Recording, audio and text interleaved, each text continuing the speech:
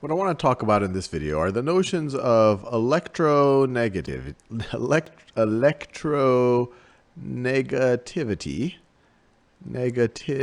negativity, and a closely related idea of electron affinity. Electron affinity. And they're so closely related that in general, if something has a high electronegativity, they have a high electron affinity. But what does this mean? Well, electron affinity is how much does that atom attract electrons? How much does it like electrons? Does it maybe want more electrons? Electronegativity is a little bit more specific. It's when that atom is part of a covalent bond, when it is sharing electrons with another atom. How likely is it, or how badly does it want to hog the electrons in that covalent bond? Now, what do I mean by hogging electrons? So let me write this down. So how badly wants to hog, and this is an informal definition clearly, hog electrons. Keep the electrons to spend more of their time closer to them than to the other party in the covalent bond. And this is how much they like attract electrons, or how much affinity they have towards electrons. So how much they want electrons. And you can see that these are very related notions. This is within the context of a covalent bond, how much electron affinity is there. Well, this, you could think of it as a slightly broader notion, but these two trends go absolutely in line with each other. And to just think about electronegativity, make it a little bit more tangible, let's think about one of the most famous sets of covalent bonds, and that's what you see in a water molecule. Water, as you probably know, is H2O.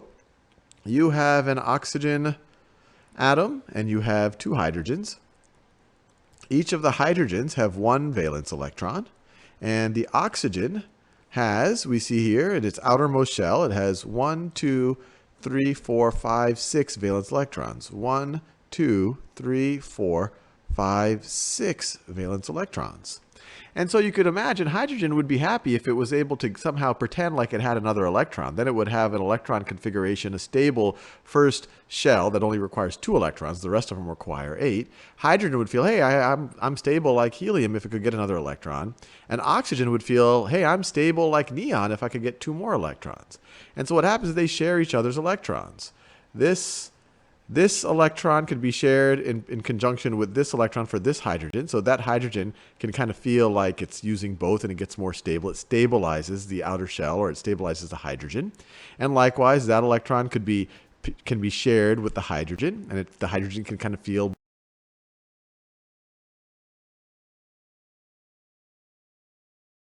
like helium. And then this oxygen can feel like it's a quid pro quo. It's getting something in exchange for something else. It's getting an electron, it's sharing an electron from each of these hydrogens. And so it can feel like it's that it stabilizes it similar to a neon. But when you have these covalent bonds, only in the case where they're equally electronegative would you have a case where maybe they're sharing. Even there, what happens in the rest of the molecule might matter. But when you have something like this, where you have oxygen and hydrogen, they don't have the same electronegativity. Oxygen likes to hog electrons more than hydrogen does. And so these electrons are not going to spend an even amount of time. Here I did it kind of just drawing these valence electrons as these dots. But as we know, the electrons are in this kind of blur around the actual nuclei, around the atoms that make up the atoms. And so in this type of a covalent bond, the electrons, the 2 electrons that this bond represents, are going to spend more time around the oxygen than they are going to spend around the hydrogen.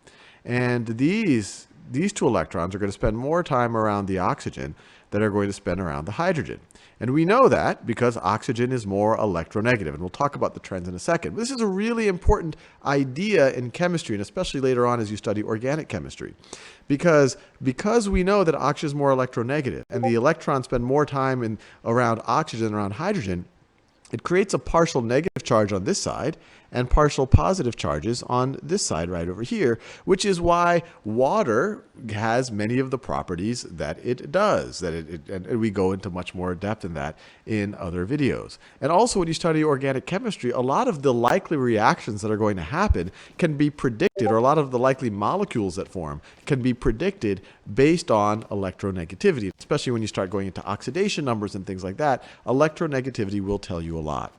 So now that we know what electronegativity is, let's think a little bit about what is, as we go through a period, let's say as we start in group 1 and we go to group, and as we go all the way to, let's say, the halogens, all the way up to the yellow column right over here, what do you think is going to be the trend for electronegativity? And once again, one way to think about it is think about the extremes. Think about sodium and think about chlorine. And I encourage you to pause the video and think about that. Assuming you've had a go at it. And it's in some ways the same idea, or it's a similar idea as ionization energy. Something like sodium has only one electron in its outermost shell. It would be hard for it to complete that shell. And so to get to a stable state, it's much easier for it to give away that one electron that it has so it can get to a stable configuration like neon. So this one really wants to give away an electron. And we saw in the video on ionization energy, that's why this has a low ionization energy. It doesn't take much energy in a gaseous state to remove an electron from sodium. But chlorine is the opposite. It's only one away from completing its shell. The last thing it wants to do is give away electron. It wants an electron really, really, really, really badly so it can get to a configuration of argon, so it can complete its third shell. So the logic here is that sodium wouldn't mind giving away an electron, while chlorine really would love an electron. So chlorine is more likely to hog electrons, while sodium is very unlikely to hog electrons. So this trend right here, when you go from the left to the right, your electronegativity, let me write this, you're getting more electronegative. More electronegative as you go to the right. Now, what do you think the trend is going to be as you go down in a group? What do you think the trend is going to be as you go down? Well, I'll give you a hint. Think about atomic radii. And given that, pause the video and think about what do you think the trend is? Are we going to get more or less electronegatively to hog electrons? So this trend right here, like neon. So this one really wants to give away an electron. And we saw in the video on ionization energy, that's why this has a low ionization energy. It doesn't take much energy in a gaseous state to remove an electron from sodium. But chlorine is the opposite. It's only one away from completing its shell. The last thing it wants to do is give away electron. It wants an electron really, really, really, really badly so it can get to a configuration of argon, so it can complete its third.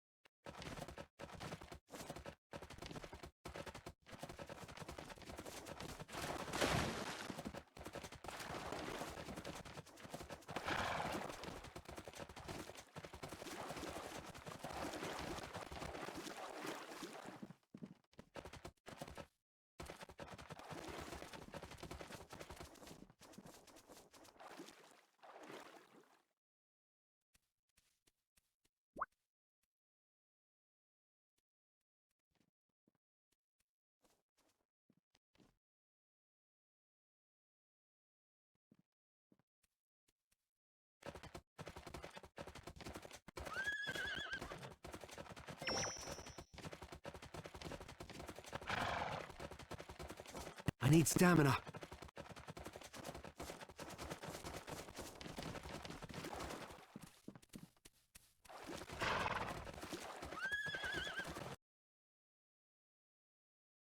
Third shell. So the logic here is that sodium wouldn't mind giving away an electron, while chlorine really would love an electron. So chlorine is more likely to hog electrons, while sodium is very unlikely to hog electrons. So this trend right here, when you go from the left to the right, your electronegativity, let me write this, you're getting more electronegative. More electronegative as you go to the right. Now, what do you think the trend is going to be as you go down in a group? What do you think the trend is going to be as you go down? Well, I'll give you a hint. Think about atomic radii. And given that, pause the video and think about, what do you think the trend is? Are we going to get more or less electronegative as we move down? So once again, I'm assuming you've given a go at it. So as we know from the video on atomic radii, our atom is getting larger and larger and larger as we add more and more and more shells. And so cesium has one electron in its outermost shell, in the sixth shell, while, say, lithium has one electron. Everything here, all the group 1 elements, have one electron in its outermost shell, but that 55th electron, that one electron in the outermost shell in cesium, is a lot further away than the outermost electron in lithium or in hydrogen. And so because of that, it's well, one, there's more interference between that electron and the nucleus from all the electrons in between them, and also it's just further away, so it's easier to kind of grab it off. So cesium is very likely to give up electrons. It's much more likely to give up electrons than hydrogen. So as you go down a given group, you're becoming less electronegative. So what are, based on this, what are going to be the most electronegative of all of the atoms? Well, they're going to be the ones that are in the top and the right of the periodic table. They're going to be these right over here. These are going to be the most electronegative. Sometimes we don't think as much about the noble gases because they aren't really that reactive. They don't even form covalent bonds because they're just happy. Well, these characters up here, they sometimes will form covalent bonds. And when they do, they really like to hog those electrons. And what are the least electronegative, sometimes called very electropositive? Well, these things down here in the bottom left. These over here, they have only, in the case of cesium, they have one electron to give away that would take them to a stable state like xenon. Or in the case of these in these group 2 elements, they might have to give away 2, but it's much easier to give away 2 than to gain a whole bunch of them. And they're big atoms, so those outermost electrons are getting less attracted to the positive nucleus.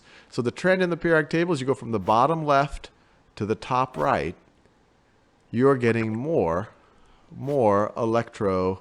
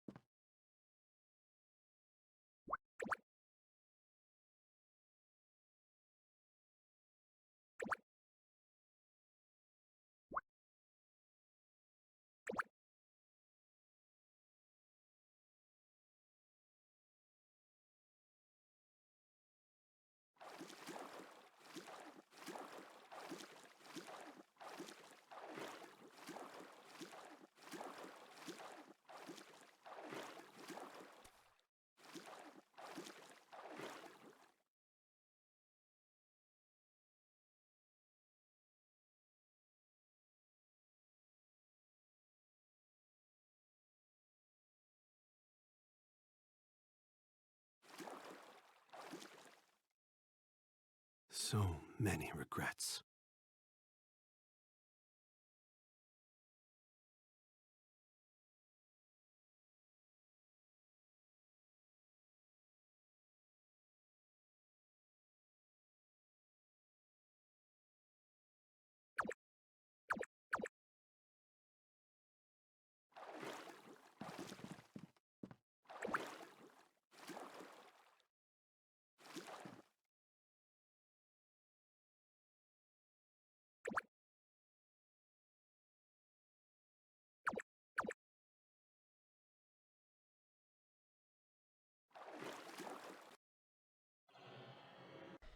Electronegativity is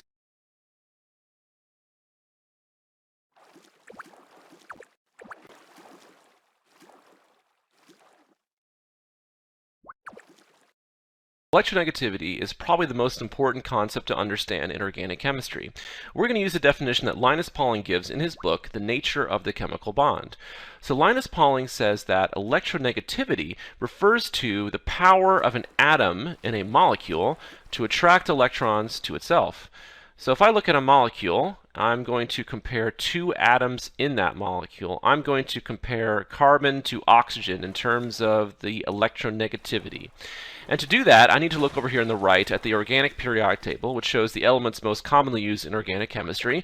And then in blue, it gives us the Pauling scale for electronegativity. So Linus Pauling actually calculated electronegativity values for the elements and put them into the table, and that allows us to compare different elements in terms of their electronegativities. For example, we are concerned with carbon, which has an electronegativity value of 2.5. And we're going to compare that to oxygen, which has an electronegativity value of 3.5. So oxygen is more electronegative than carbon. And the definition tells us that if oxygen is more electronegative, oxygen has a greater power to attract electrons to itself than carbon does. And so if we think about the electrons in the covalent bond between carbon and oxygen that are shared, they're shared unequally because oxygen is more electronegative. Oxygen is going to pull those electrons in red closer to itself. And since electrons are negatively charged, the oxygen is going to get a little bit more negative charge. And so it's going to have what we call a partial negative charge on it. So partial negative. Its partial sign is a lowercase Greek letter delta. And so the oxygen is partially negative. It's pulling the electrons in red closer to itself. Another way to show the movement of those electrons in red closer to the oxygen would be this funny arrow here. So the arrow points in the direction of the movement of the electrons in red. So carbon is losing some of those electrons in red. Carbon is losing a little bit of electron density. Carbon is losing a little bit of negative charge. So carbon used to be neutral, but since it's losing a little bit of negative charge, this carbon will end up being partially positive, like that. So the carbon is partially positive, and the oxygen is partially negative.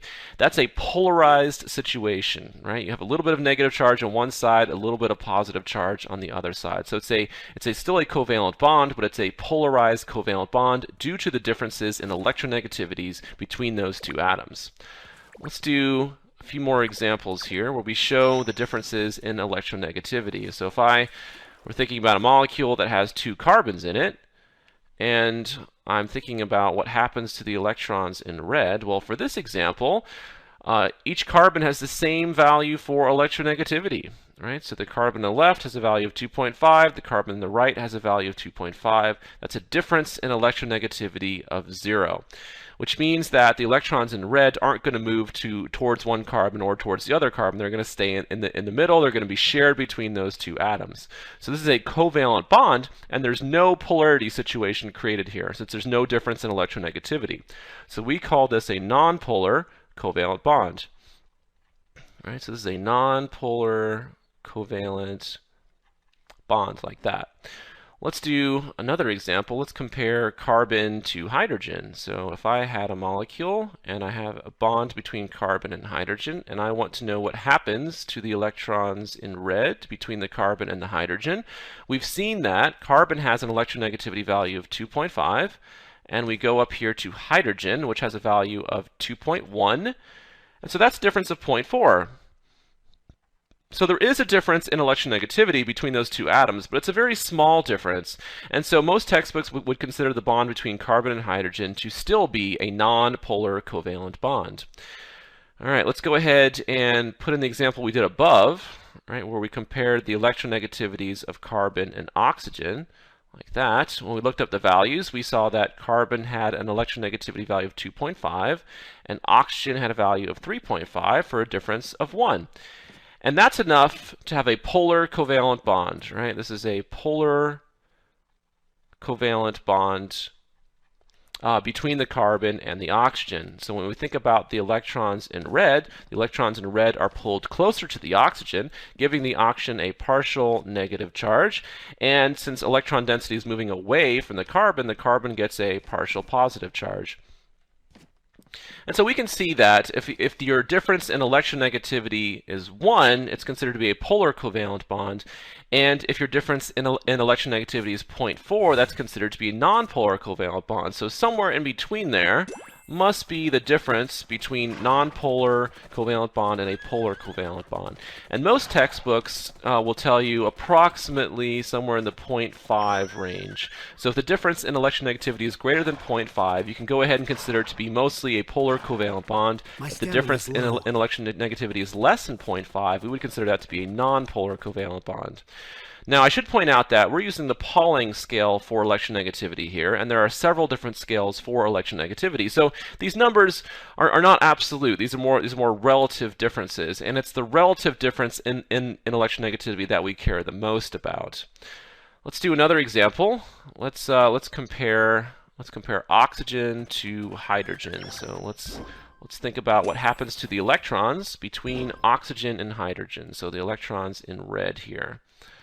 All right, so we've already seen the electronegativity values for both of these atoms. Oxygen had a value of 3.5, and hydrogen had a value of 2.1. So that's an electronegativity difference of 1.4. So this is a polar covalent bond. Since oxygen is more electronegative than hydrogen, the electrons in red are going to move closer to the oxygen, so the oxygen is going to get a partial negative charge, and the hydrogen is going to get a partial positive charge, like that. All right, let's do carbon and lithium now. So if I go ahead and draw a bond between carbon and lithium, and once again we're concerned with the 2 electrons between carbon and lithium. The electronegativity value for carbon we've seen is 2.5. We need to go back up to our periodic table to find the electronegativity value for lithium. So I go up here and I find lithium in group 1 of my. Consider this to be a polar covalent bond. This time carbon is more electronegative than lithium. So now here I'm treating this bond as a polar, like that. Let's look at electrons with sodium. It's going to steal those electrons, right? So when I redraw it here, then our electrons, and so if you think about the electrons 7 in the polar covalent range, but that doesn't always have to be the case.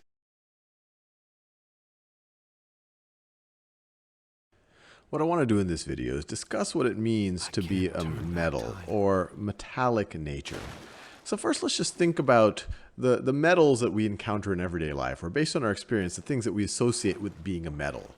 So the elements that really jump out at us at metals, or we always refer to, hey, that's a metal or that's metallic, are things like iron, or nickel, or copper, or silver, or gold, or aluminum, or at least for me, these are the ones that immediately pop out. So, hey, these are I've seen these things before, and they all feel like metals to me.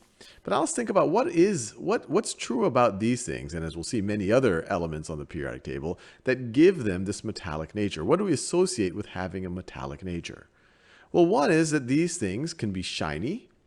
These things tend to be shiny, that there's kind of a gloss when light shines on it. They're not just kind of a matte color. They look metallic, literally. That's sometimes the word that's used for it. It has a metallic shininess to it. Another thing that we associate with it is they tend to be fairly dense. If I take a metal, a block of a metal, and if I drop it into water, I imagine that sinking, that it's not floating on top of the water. We also imagine them having a very high melting point, that they tend to be solid at room temperature.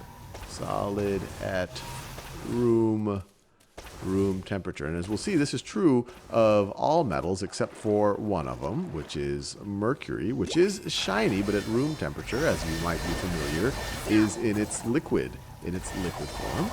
Now, the other things that I associate with a metal is that I can make things out of them I can bend them and shape them in different ways. If I think of aluminum foil, I can bend it. It's not just going to crack. I can bend it and put it into different shapes. Even things like iron, it might take a lot of pressure to do it, but they're bendable, they're malleable. And definitely, things like gold and silver and copper, you can actually mold into different types of jewelry. If you put pressure on it, it's more likely to bend than crack and just kind of shear off. So let's put malleability. They're malleable. Malleable. And then the other thing that I associate with metals is that they conduct electricity well. Conduct electricity. A place that you'll see metal in your life is if you open up your electronics, you'll see wires that might be made out of copper, or you might have components that are made out of other metals like gold or silver or whatever else. So with copper, so this is electrons, up having to create the sea of electrons. I encourage you to pause this video. That's why you see so much wire made out of copper. And the sea of electrons is also what makes it malleable. If someone, on this side would have put a lot of pressure this way, and on that side put a lot of pressure that way, things that are rigid would just kind of crack and break, right? Would just break right over there. But because you have the sea of electrons, it allows it to be malleable. This part might just bend down a little bit, that part might bend up, but the metallic bond is not going to break. And so given that this metallic nature really comes from the willingness of these atoms to share electrons with each other, to create the sea of electrons, I encourage you to pause this video and think about which atoms on the periodic table, which elements are more likely to do that, to share electrons with others and with each other. And really this is the same principle that we thought about ionization energy and electronegativity. So pause the video. So I'm assuming you've had a go at it. So which elements are most likely to share electrons? Well, we've already seen that if we're on the left side of the periodic table of elements, group 1, for example, they only have one valence electron. It would be very hard for them to get enough electrons to complete that outer shell. And if they get rid of that one valence electron, they can go to a more stable state. So they really want to give away electrons. And the ones over here, they're so close. If we talk about the halogens, they're one electron away from completing their outer shell. They're greedy. They want to hog these electrons. They tend to be electronegative. The noble gases, they're done. They definitely don't want to share electrons with anyone. They're kind of in a very stable state. Now, the other thing that we've talked about is as we go down a group, our atoms are getting larger and larger and larger. So the outermost, that 55th electron in cesium, is much more loosely bound because it's further away than say the third electron in lithium. So just as we saw as the elements in this bottom left have a very low ionization energy. It doesn't take much energy to remove an electron from them. These are the ones that are most likely to share electrons, and these actually have the highest metallic nature. So high metallic nature. And the ones on the top right, these are going to be the opposite. They're very unlikely to share electrons. They're very electronegative. They have a very high ionization energy. They have a low metallic nature.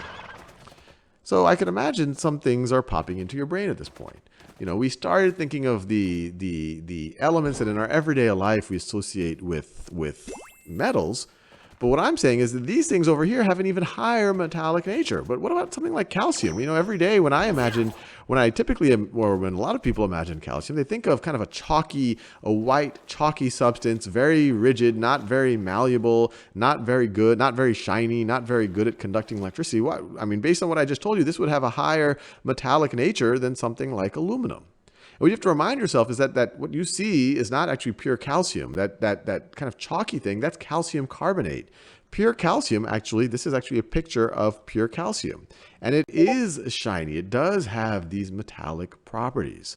So the general trend here is that all of this is very high metallic nature, and these are very low metallic nature, which also makes you probably realize, wow, most of the periodic table is a metal of some form. If aluminum is a metal and all of these things have a higher metallic nature, then all of this stuff are metals, and that is the case. The S block, the D block, the F block, these are all metals. And then about a good chunk of the P block, are considered metals, and then these are kind of sometimes referred to as metalloids. And then this section of the periodic table is not considered a metal, and that makes sense. The noble gases, they are gases. They are not very reactive. They don't bond, so they don't form kind of a structure that can even do this type of thing. And these other ones over here, even carbon, when it formed a lattice, it does not conduct electricity well. It's not so it tends to not be so malleable. If you think about something like a diamond, or if you think about, well, a diamond might be the best example of that. So anyway, hopefully this gives you a sense of metallic nature and the trends in the periodic table. High metallic nature, and as you go to the top right, lower and lower metallic nature.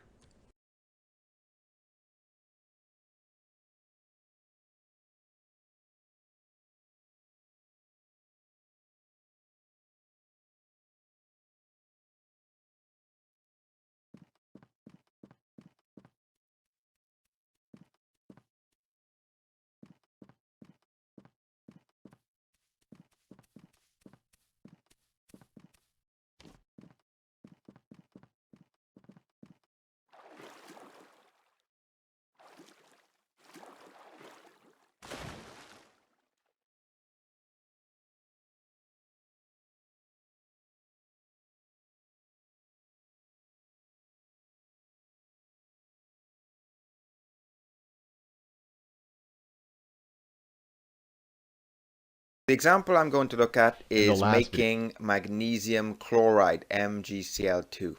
So you start with the delta H formation, so that's Mg plus Cl2, that's making magnesium chloride from its elements, and that arrow is going down, and we make MgCl2 as a solid. The next thing we need to do, we need to atomize the magnesium, because the magnesium needs to be a gas. So the delta H of atomization, we're going to make that solid into a gas. Next, we're going to ionize the magnesium, so we need to think about the first and the second, because Mg magnesium forms Mg2+, so it's the first and the second ionization energy, and that'll give us the Mg2+ ion as a gas, and then we've still got chlorine gas there. So what we're going to do next is the bond dissociation enthalpy. We're going to break that bond between those two chlorine atoms to give us two separate chlorine atoms, which we're doing now. So that's Mg2+ is a gas, and now we have two Cl atoms as a gas. And what we need to do next is we need to take those two electrons from the magnesium and add them to those two chlorine atoms. That's the first electron affinity, and we have to multiply that by 2 because there are two atoms of chlorine. We need to make two negative ions, two negative chloride ions. So we multiply that by 2, and then finally we have the lattice enthalpy, delta H lat. So now I'm going to write in the values. So we start off with the delta H formation, that's negative, so it's exothermic, negative 642 kilojoules per mole. Next is the delta H of atomization, that's endothermic, because it takes energy to make magnesium from a solid to a gas, that's plus 148 kilojoules. Next is the first ionization energy, again that's positive, so it's endothermic. The first ionization energy is 738 kilojoules. The second ionization energy is 1451 kilojoules. Next, we're going to break that bond between the two chlorine atoms. Again, that's endothermic, and we need 243 kilojoules of energy to do that. And now the arrows are going down, so we're now into negative values. So that's exothermic, and we need 2 times the electron affinity, which is negative 349 kilojoules. So now we can calculate the lattice enthalpy from the Born-Haber cycle. So the delta H formation of magnesium chloride equals the delta H atomization of magnesium plus the bond dissociation enthalpy for chlorine plus the first and second ionization energies for magnesium plus 2 times the electron affinity for chlorine plus the lattice enthalpy. Now I know that the the delta H formation for magnesium chloride is negative 642 kilojoules. So I put that in my equation there. And then the third line, I've taken the negative 642 and I've put it on this side to become positive 642. And I've taken the delta H lat, or the lattice enthalpy, over to this side. So now I can calculate the lattice enthalpy, and for us the lattice enthalpy is going to be endothermic because it's the lattice enthalpy of dissociation. So if we add all these together, we end up with 2542 kilojoules per mole. I know teachers that hate this so much that they've taken personal days rather than teach it. You know who you are. The example I'm going to look at is making magnesium chloride, MgCl2. So you start with the delta H formation, so that's Mg plus Cl2, that's making magnesium chloride from its elements, and that arrow is going down, and we make MgCl2 as a solid. The next thing we need to do, we need to atomize the magnesium, because the magnesium needs to be a gas. So the delta H of atomization, we're going to make that solid into a gas. Next, we're going to ionize the magnesium, so we need to think about the first and the second, because Mg magnesium forms Mg2+, so it's the first and the second ionization energy, and that'll give us the Mg2+ ion as a gas, and then we've still got chlorine gas there. So what we're going to do next is the bond dissociation enthalpy. We're going to break that bond between those two chlorine atoms to give us two separate chlorine atoms, which we're doing now. So that's Mg2+ as a gas, and now we have two Cl atoms as a gas. And what we need to do next is we need to take those two electrons from the magnesium and add them to those two chlorine atoms. That's the first electron affinity, and we have to multiply that by 2 because there are two atoms of chlorine. We need to make two negative ions, two negative chloride ions. So we multiply that by 2, and then finally we have the lattice enthalpy, delta H lat. So now I'm going to write in the values. So we start off with the delta H formation, that's negative, so it's exothermic, negative 642 kilojoules per mole. Next is the delta H of atomization, that's endothermic because it takes energy to make magnesium from a solid to a gas, that's plus 148 kilojoules. Next is the first ionization energy, again that's positive, so it's endothermic. The first ionization energy is 738 kilojoules. The second ionization energy is 1451 kilojoules. Next, we're going to break that bond between the two chlorine atoms. Again, that's endothermic, and we need 243 kilojoules of energy to do that. And now the arrows are going down, so we're now into negative values. So that's exothermic, and we need 2 times the electron affinity, which is negative 349 kilojoules. So now we can calculate the lattice enthalpy from the Born-Haber cycle.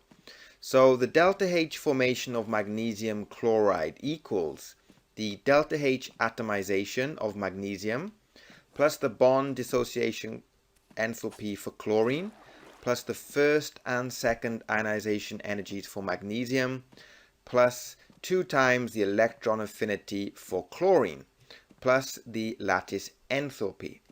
Now I know that the delta H formation for magnesium chloride is negative 642 kilojoules, so I put that in my equation there.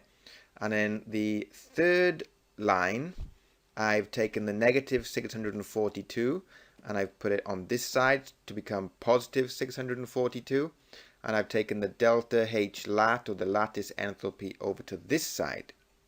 So now I can calculate the lattice enthalpy, and for us the lattice enthalpy is going to be endothermic because it's the lattice enthalpy of dissociation, and I've taken 600 from the, and now the arrows are going down, so we're now into negative values. So that's exothermic, and we need 2 times the electron affinity, which is negative 349 kilojoules.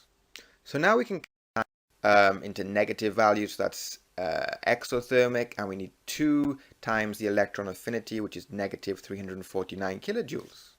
So now we can calculate atoms to give the second atomize, and we make MgCl2 as a solid. The next thing we need to do, we need to atomize the magnesium, because the magnesium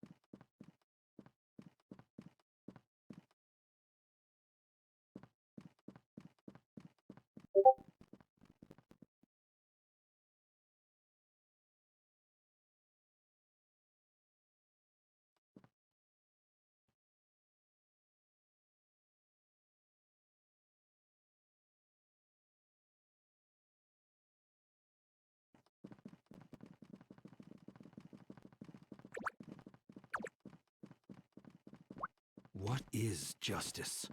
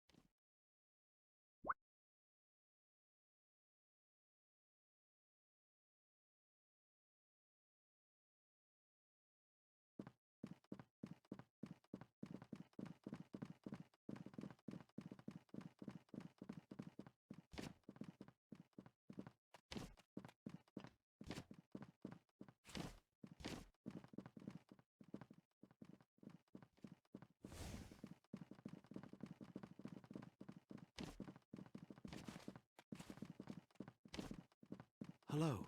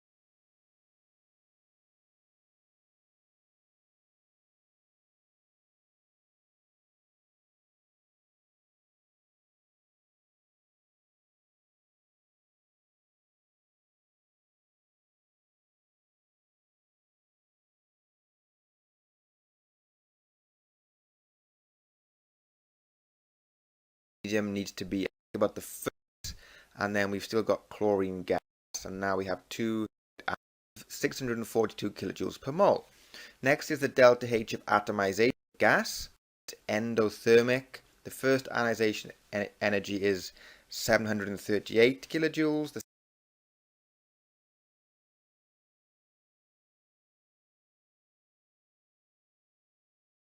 Last video, I talked about some of the weaker intermolecular forces or structures of elements.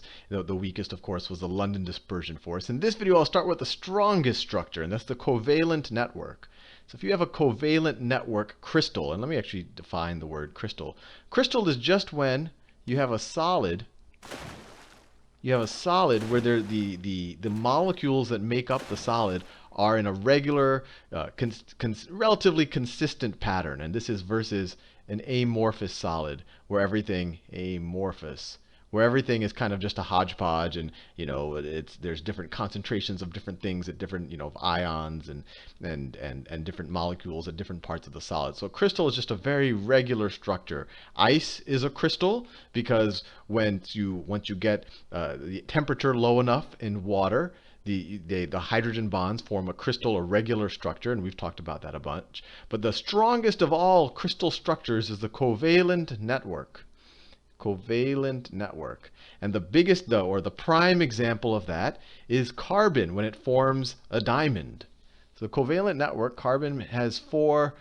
Carbon always has 4 valence electrons, so it always wants 4 more. So when carbon shares with itself, it's very happy.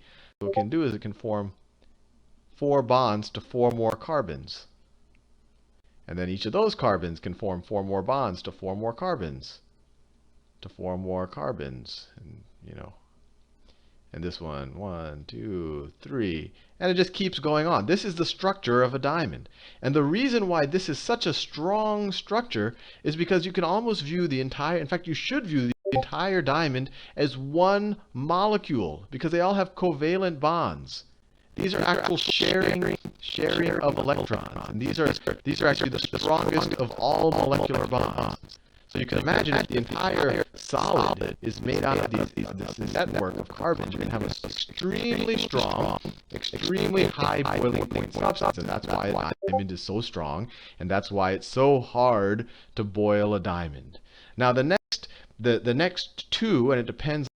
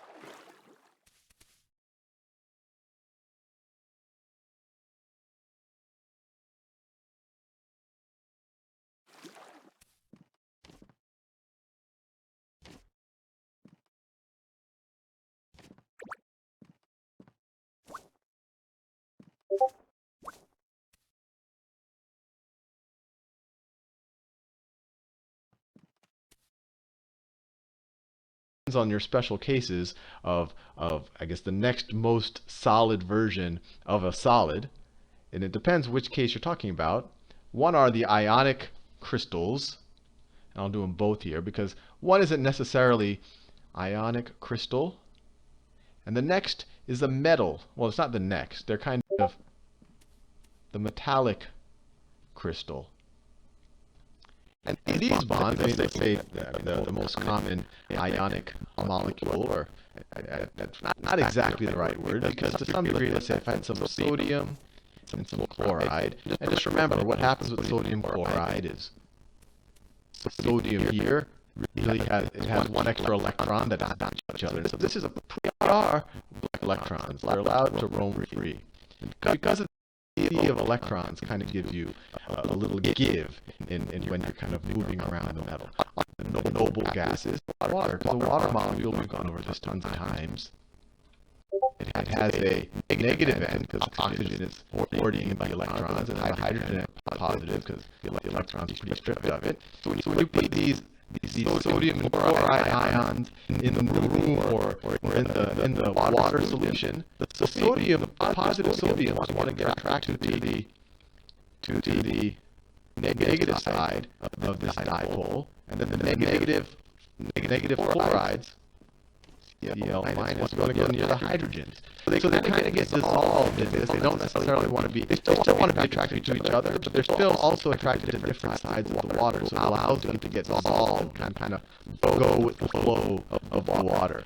So in this case, you actually dissolve an ionic crystal into water. An ionic crystal, not a good conductor of electricity, not a lot of charge that is removable in this state. But here, all of a sudden, we have these charged particles that can move. And because they can move, all of a sudden when you put salt, sodium chloride, in water, that does become conductive. So anyway, I wanted you to be at least exposed to all these different forms of matter. And now you should at least get a sense when you look at something, and you should at least be able to give a pretty good guess at how likely it is to have a high boiling point, a low boiling point, or is it strong or not. And the general I guess way to look at it is just how strong are the intermolecular bonds. Obviously, if the entire structure is all one molecule, it's going to be super duper strong. And on the other hand, if you're just talking about, let's say neon, a bunch of neon molecules, and all they have are the London dispersion forces, this thing's going to have ultra weak bonds. So a gas is almost its most natural state. I mean, if you get super, super cold, you might be able to get it to a fluid. And then everything in between. Anyway, hope you found that useful.